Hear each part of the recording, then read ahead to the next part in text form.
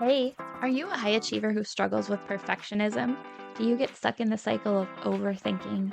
Do you do everything for everyone else because you think otherwise it won't get done? Do you feel like you should come with a disclaimer? Hi, I'm anxious. Hey, I'm Katy. Full disclosure, I'm not a therapist, doctor, or mental health professional. I'm just a career mama who also struggles with anxiety. For me, anxiety reared its head at the most inconvenient times when I wanted to be present with my family, at those high pressure business meetings, when I was laying in bed awake at night worrying instead of sleeping. I just wanted to relax and be able to have fun, and I know that you do too. What if you found tools to manage your anxiety? What if you knew how to enjoy life even though you are anxious?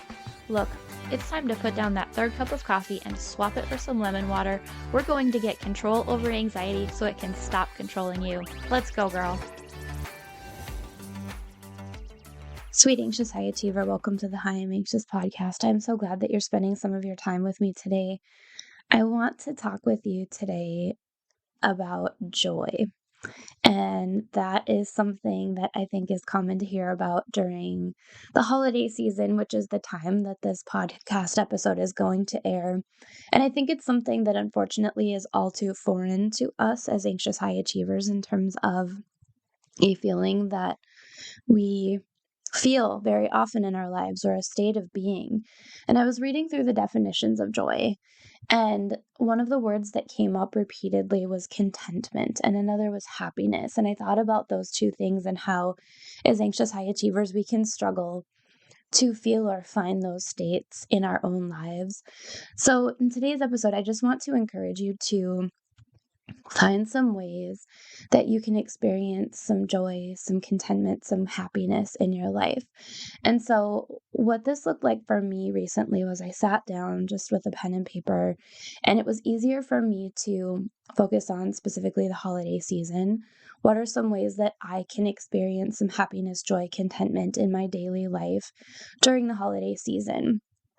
And so, a couple things from my list, for example, are watching holiday movies, looking at Christmas lights, making crafts with my kids, and also enjoying some yummy holiday treats. Like, for example, I really like eggnog. I know that eggnog is a hit or miss for people, but I'm a fan. And so, I had this big list of things. And what I did is I promised myself that I am going to find ways to do these things, have these experiences, enjoy these treats, watch the movies, whatever it is, as early and as often as I can throughout the holiday season to help me to find that state of happiness, contentment, and joy. Because I think here's what happens for us as anxious high achievers.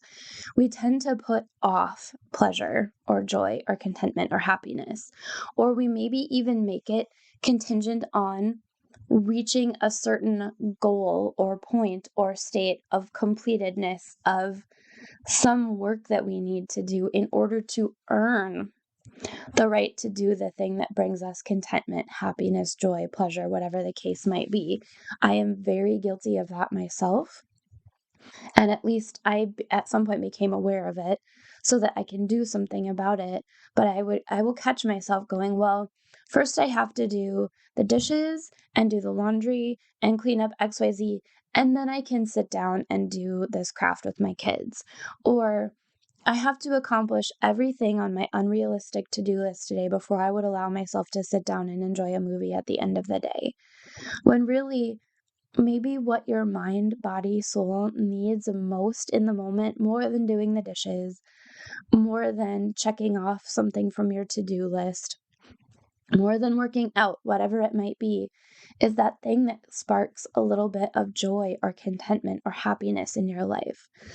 Also, I want you to think about ways that you could use stacking. We've talked about that concept on the podcast here before, where you use habits to build upon or stack upon one another. So think of a habit that you're good at, and how can you add to that something else that you want to also become a habit.